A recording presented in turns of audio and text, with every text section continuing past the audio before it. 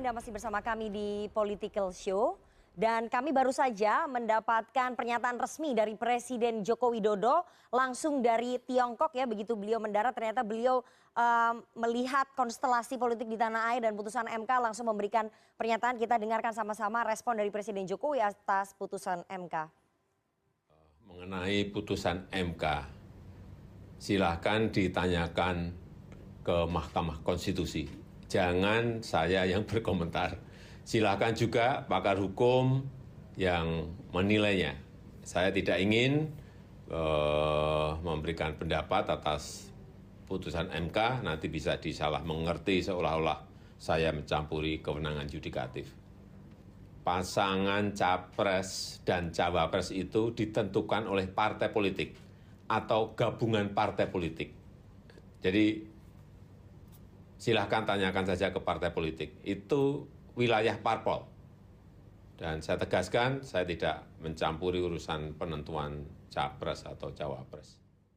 Itu tadi pernyataan dari Presiden Jokowi bahwa itu menjadi urusan dari Mahkamah Konstitusi. Pada saat ditanya apakah peluang Mas Gibran akan maju sebagai cawapres, itu adalah urusannya dari partai politik. Nah, saya akan langsung tanya ke Bang Noel. Bang Noel, sebelum putusan ini dibacakan, pengurus Gerindra di daerah itu sudah ramai-ramai semuanya mendeklarasikan Pak Prabowo dengan Mas Gibran. Sepertinya kok udah tahu kalau misalnya putusan itu akan meloloskan Mas Gibran.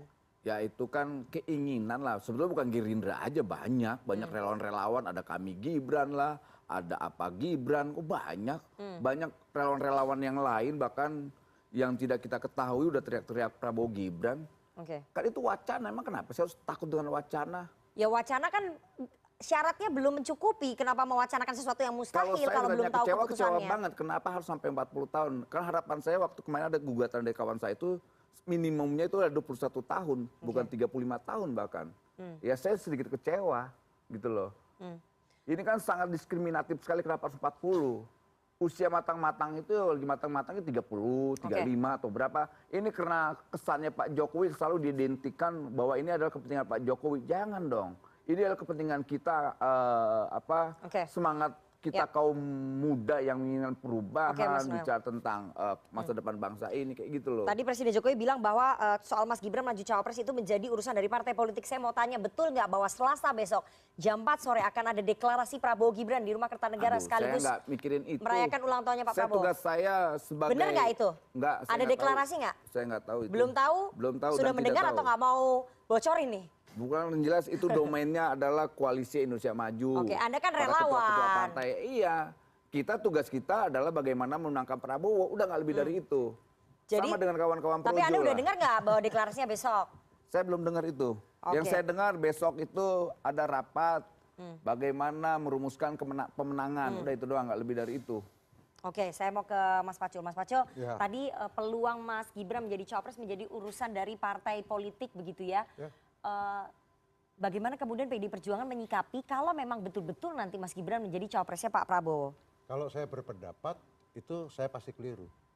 Karena di dalam partai kami itu selalu diputusin melalui rapat. Setidaknya DPP diundang. Kemudian ada pendapat begini laksanakan atau ada pendapat lain baru diputusin. Jadi nggak mungkin misalnya saya mengatakan ini begini, nggak bisa. Jadi partai diputuskan melalui forum rapat. Apalagi kalau penting, mesti dipimpin ketua umum. Jadi ketika putusan sudah diambil, kita semua baris tegak lurus. Oke, tapi itu suasana kebatinan di internal PDI Perjuangan, di kader ini seperti apa? Merasa terhianati nggak oleh Pak Jokowi dan keluarganya? Begini loh, saya bukan seorang psikolog yang bisa memahami suasana batin seseorang. Atau seorang yang Anda sendiri cinta. Sebagai orang yang kelana lama dengan Pak Jokowi, Anda kecewa nggak? Lah, ini pertanyaan yang bersifat private. Saya adalah ketua Komisi 3 DPR RI hari ini. Jadi kalau Diko tanya soal pribadi, nanti di luar.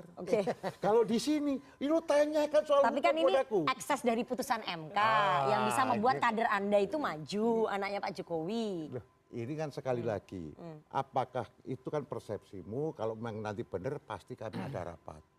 Dan keputusan rapat itu semua pasti tegak lurus. Nggak ada yang tolah-toleh.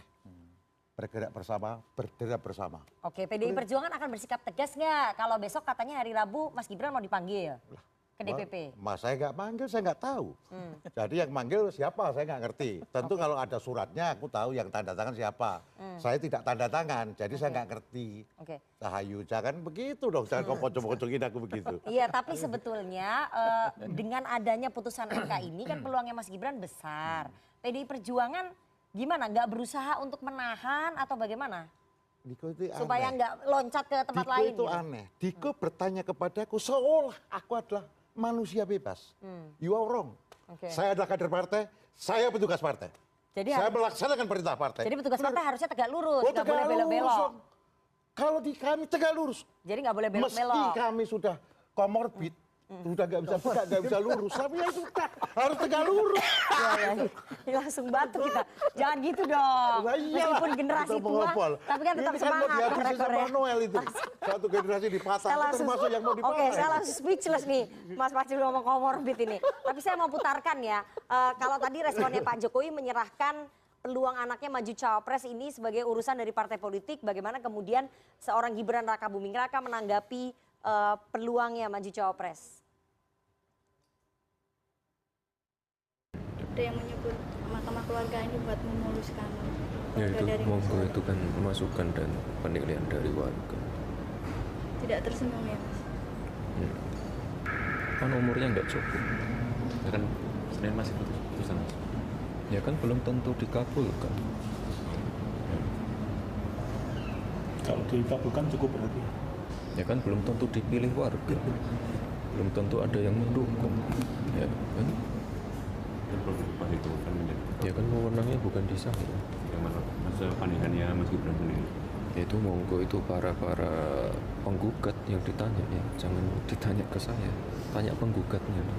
Minta Mas. Nah, semua orang kan udah tahu, beliau udah minta berkali-kali dan sudah saya laporkan ke pimpinan, ke Pak Sekjen, Mbak Puan dan lain-lain. Jadi jawaban Mas Gibran ke Pak Prabowo gimana? Jawaban Mas Gibran ke Pak Prabowo? Jawabannya, Iya. umurnya tidak cukup. Oke, saya mau ke Pak Palguna dulu. Pak Palguna, ini ramai sekali ya di media sosial publik kemudian bersuara memberikan cap yang cukup buruk sebetulnya bagi Mahkamah Konstitusi diganti menjadi Mahkamah Keluarga dengan adanya putusan ini. Bagaimana nih Anda sebagai mantan Hakim MK, prihatin nggak nih? Memang kalau prihatin saya menyelesaikan masalah nggak sih? Ya. Jadi gini, MK itu dari dulu juga ya, waktu nggak mau mempertimbangkan hal-hal yang lebih substantif disebut Mahkamah Kalkulator, ya kan? Oke. Sekarang Mahkamah Keluarga, ya itu biasalah demokrasi kan. Ya. Dan memang putusan MK itu harus dikritisi. Ini kan negara demokrasi, nggak boleh juga dia biarkan berlalu tanpa pengawasan. Cuma saya mau gini loh, bagi saya sebagai sarjana hukum dan mantan hakim konstitusi, saya menyinggung sedikit pendapat Mas Adi Prayitno tadi. Bahkan jika ini diberlakukan 2029, putusan MK ini bermasalah buat saya. Karena pertimbangan hukumnya itu tidak menjelaskan mengapa yang 40 tahun itu unkonstitusional dan mengapa kalau kurang dari 40 tahun plus dia pernah menjabat kepala daerah atau elected officials itu konstitusional. Bagi saya itu yang penjelasan yang kemudian andai kata itu dijelaskan kepada publik mungkin ya kecurigaannya jadi berkurang. Kan penjelasan ini nggak ada. Oke. Nah, sekarang pertanyaan ke Mas Bambang juga, Mas Bambang Urianto, saya hormat dengan beliau senior saya. Jadi gini, kalau soal putusan Mahkamah Konstitusi itu suka atau tidak, itu pasal 47 undang-undang yang DPR dan pemerintah juga bikin itu, undang-undang Mahkamah Konstitusi, mengatakan bahwa putusan Mahkamah Konstitusi itu mengikat, mempunyai kekuatan hukum mengikat setelah selesai diucapkan dalam sidang pleno yang terbuka untuk umum. Jadi kalau itu no question lah. Nah, bahwa ada persoalan kemudian Mahkamah Konstitusinya dianggap offside, nah itu persoalan lain. Itu yang saya persoalkan juga gitu loh. Tapi kalau soal kapan dia mulai berlaku mengikatnya itu sudah jelas. Itu nggak bisa tidak bisa diperdebatkan lagi karena memang ya itu sebagai negatif legislator. DPR dan presiden adalah positif legislator, dia bisa membuat undang-undang. Tapi kalau keliru dia bikin undang-undang yang melanggar konstitusi, dicoret oleh Mahkamah Konstitusi, dia negatif legislator. Nah, sekarang yang jadi bermasalah kan pertimbangan hukum dari negatif legislator ini. Yang Mas Bambang tadi bilang itu lewat dari kewenangan, saya mengatakan itu juga sesungguhnya merupakan legal policy yang nggak boleh dimasuki oleh Mahkamah Konstitusi. Nah, Pertanyaannya sekarang pelesetan tentang Mahkamah Keluarga itu, yaitu Mas Adi Prayitno punya porsi, bukan saya. Kalau saya sih mempersoalkan ratio desidendi putusannya. Itu yang saya mau kawal, karena disitulah letak mahkota dari Mahkamah Konstitusi itu. Di ratio desidendi itu. Nah, kalau ratio desidendinya itu tidak mencerminkan alur penalaran yang lurus antara pokok soal, isu hukum, pertimbangan hukum, dan amar, nah itu yang jadi persoalan. Itu yang akan ditagih. Sebab itu adalah bagian dari accountability. Nah, sementara judicial independensi itu sangat bergantung kepada judicial accountability. Buat saya itu yang bermasalah. Baik, ini soal Mahkamah Keluarga, saya langsung tanya ke Mas Adi Prayitno. Mas Adi Prayitno, apakah kemudian putusan MK yang membuat ini geger di media sosial menjadikan Mahkamah Konstitusi menjadi Mahkamah Keluarga, dan orkestrasi dari putusan ini memang orkestrasi intervensi dari Pak Jokowi, Anda lihat? Ya, kita kan nggak punya akses langsung ke para elit-elit ini, ke Pak Hakim Konstitusi, Ketua MK, apalagi ke Presiden. Itu baina sama wal lubang sumur. Jadi antara langit dan lubang sumur. Jadi kita nggak ngerti-ngerti yang begitu. Tapi kan, Presiden tadi menegaskan sekali. Tapi kan publik itu selalu mengait-ngaitkan siapa yang jadi Ketua MK, kemudian siapa yang mau diuntungkan, dan siapa yang punya kuasa atas ini semua. Politik kita ini seperti rumah kaca. Nah, ini kan kita ngomong begini, kadang orang di luar itu tertawa sebenarnya. Yang diomongkan itu ya hanya sebatas normatif. Bahwa yang terjadi yang sesungguhnya itu sudah ada. Siapa yang mengintervensi, siapa yang punya kepentingan, dan terusnya.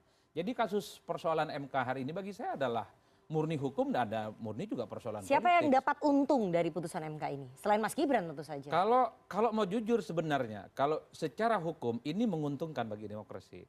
Artinya apa? Orang yang selama ini ada barrier tidak bisa maju karena persoalan yang cukup panjang itu punya kesempatan.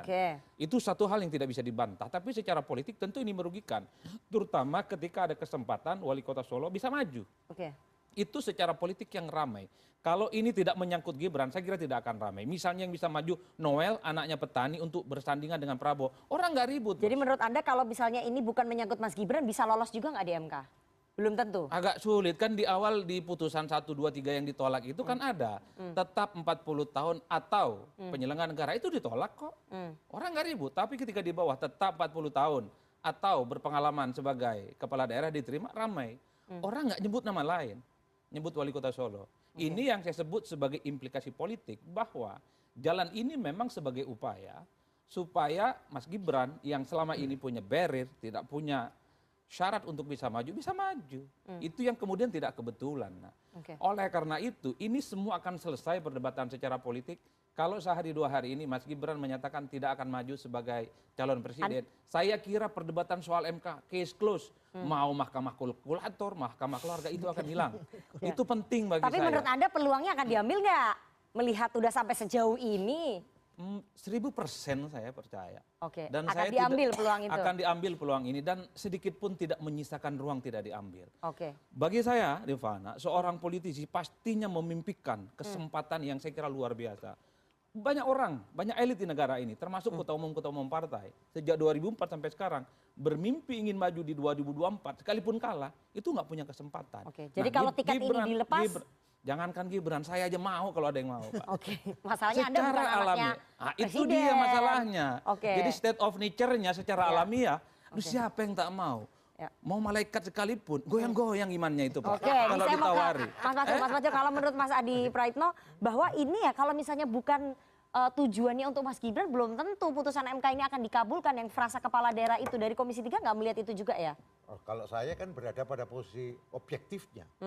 Faktanya. Kalau ini bukan menyangkut nama seseorang, nama putranya Pak Jokowi, akan dikabulkan nggak? Dia kan analisisnya, dia udah diomong. Dia yang ngomong analisisnya. Saya bukan pengamat, beliau pengamat. Tapi sebagai dia mitra dokter. kerja. Kalau dia dokter, lebih pintar ngamati. Saya bukan dokter, Bos. Saya ini Korea aja saya ini. Iya, tapi Korea melihatnya gimana? Korea melihatnya adalah tergantung perintah ketua umum.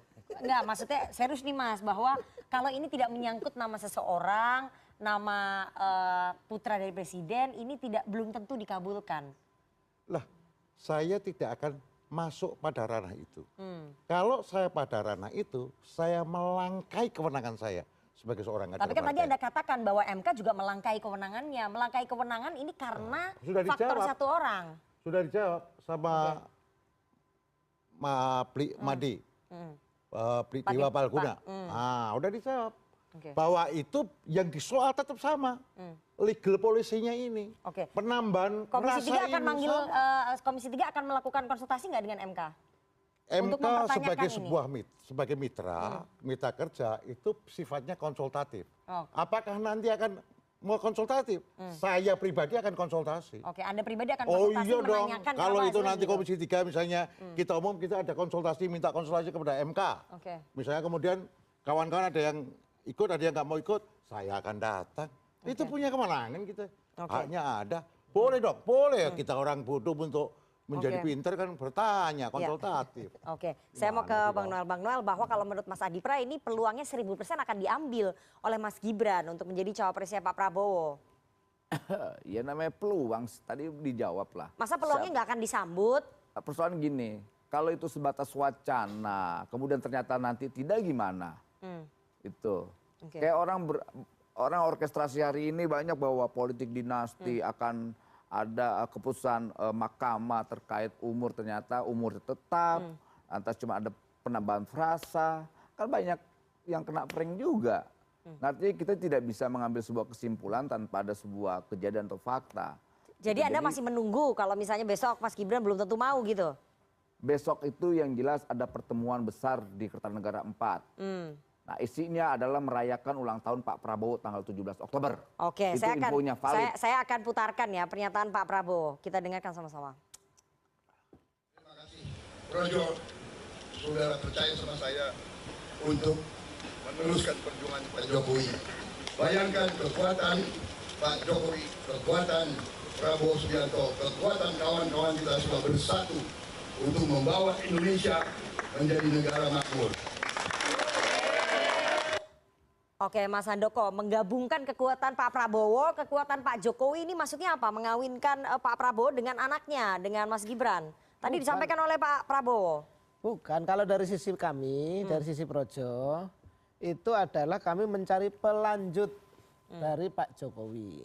Ya kan? Karena gagasan-gagasan tentang dan kerja-kerja yang selama ini sudah dicapai oleh Presiden Jokowi dan memberi pondasi yang kuat bagi bangsa ini ke arah untuk Indonesia maju, itu harus dilanjutkan. Maka itu yang kami cari sejak Rakernas di Borobudur tahun lalu.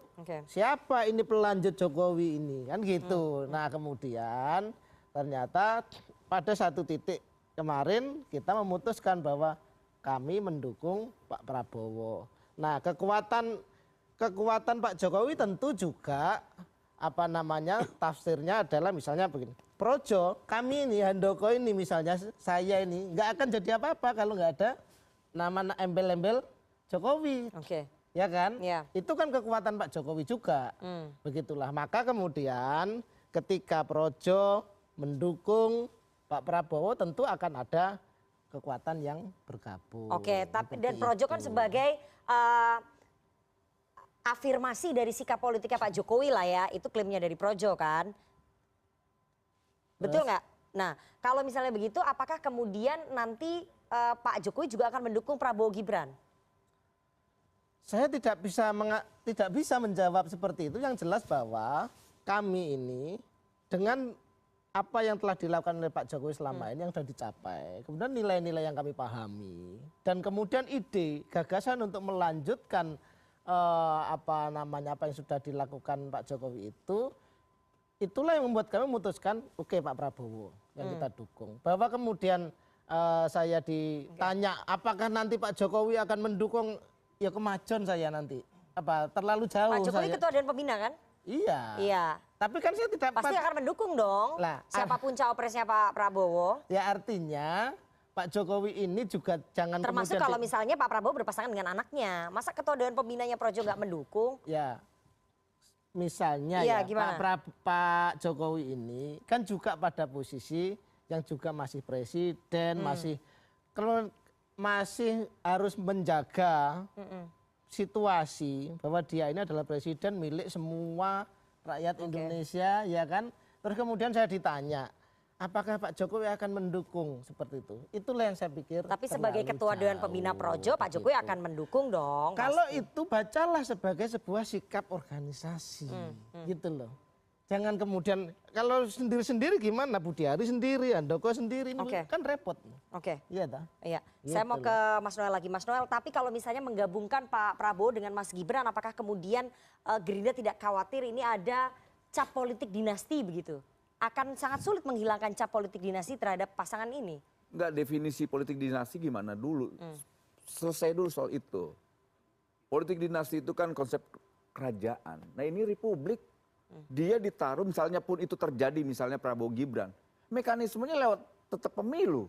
Lo kalau rakyat nggak suka ya tinggal nggak milih. Kan Pak Jokowi tetap Gitu masih loh. berkuasa, kecuali Pak Jokowi sudah tidak menjadi presiden, Mas Gini, Gibran maju. gini. Orang tidak akan Ada mencap nggak politik dinasti.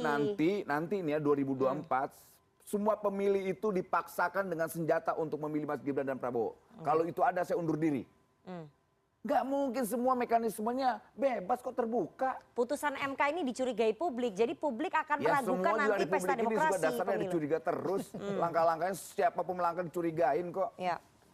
Curigain A, curigain B, kapan bangsa ini mau maju ke depan, mau ngeliat masa depannya. Kalau terus curiga. Karena gini, orientasinya hanya bicara tentang kekuasaan. Tidak bicara tentang nilai. Ya itu menjadi problem. Setiap ada langkah-langkah politik apapun, ya curiga dasarnya. Terus curiga. Oke. Akhirnya kita tidak lagi bisa berpikir yang jernih dalam melihat masa depan bangsa ini ke depan. Ya, jadi Kayak gitu Pak kira-kira. Gerindra nggak khawatir ya kalau itu nanti akan dicap melanggengkan politik dinasti. Makanya definisi politik dinastinya jelas dulu, Oke, gitu loh. saya mau ke- Karena praktek politik dinasti itu sudah dilakukan oleh para elit partai dan itu terjadi. Ya masa Kenapa mau Jokowi yang dicontoh? diserang? Masa mau Loh, dicontoh kenapa lagi? Jokowi yang harus diserang? Kenapa mereka nggak mampu? Saya tahu yang mau orkestrasi ini kawan-kawan saya semua. Yang teriak-teriak politik dinasti, Siapa? politik dinasti. Ya saya nggak mau nyebut lah. Teman saya udah tahu saya. Oke, Gitu. tapi ini masyarakat biasa juga banyak yang menyebut, media juga menyebut Loh, politik bayangkan dinasti. orkestrasi ini sampai dibikin spanduk-spanduk, sampai di beberapa podcast-podcast, media semua kita lihat, udah kita tahu pemainnya yang Oke. main orkestrasi ini kita tahu. Dulu mantan pendukungnya Pak Jokowi gitu. Kira-kira begitu. Oke, saya mau ke Pak Palguna terakhir ya, Pak Palguna, bahwa keputusan MK ini kemudian dianggap publik melanggengkan politik dinasti kalau memang nanti Mas Gibran maju sebagai kandidat cawapres. Anda melihatnya juga ke arah sana nggak Pak Palguna? Persoalan dari kewenangan MK yang harus dipahami itu adalah begini. Kita itu menguji norma yang bersifat umum loh. Bahwa yang mengajukan itu adalah perorangan, iya. Karena kriteria untuk menjadi punya standing sebagai pemohon itu adalah kerugian hak konstitusional yang bisa diderita oleh perorangan, kelompok masyarakat yang mempunyai kepentingan sama, badan hukum atau lembaga negara. Itu kriterianya. Jadi kalau perorangan maju tidak serta-merta itu berarti kemudian kepentingan orang seorang. Oke. Norma yang diputuskan itu mengikat seluruh warga negara. Justru karena itulah beban Mahkamah Konstitusi mestinya tinggi. Dan itu yang harus menjadi pertimbangan utama dan kehati-hatian dari Mahkamah Konstitusi memutus. Dan itu sebabnya dibuat Sabta Karsa Utama. Mengapa Mahkamah Konstitusi harus independen, harus imparsial, harus cermat, tidak boleh terlibat kepentingan dan sebagainya. Itu dibuat itu di samping hukum acara. Oke. Makanya saya selalu mengatakan kalau Mahkamah Konstitusi itu kalau ada dua saku, di sebelah kanannya itu adalah hukum acara, di sebelah kirinya itu kode etik dan pedoman perilaku hakim. Itu dua-duanya harus jalan. Nah, inilah yang kemudian mohon maaf ya kalau saya mengatakan ini yang di hukum acara mungkin tidak tercederai, tetapi di soal etik itu, di soal pedoman perilaku itu yang kemudian dinilai publik. Yang saya tidak boleh memasuki ke sana, yang kemudian itu dinilai oleh publik ada konflik kan begitu. Oke. Nah, ini yang jadi soal. Nah, lalu itu menjadi makin kuat, dugaan itu menjadi makin kuat karena penalaran di pertimbangan hukum putusannya itu yang setengah tiga yang dibacakan pagi itu berbalik 180 derajat dari yang diucapkan setelah break.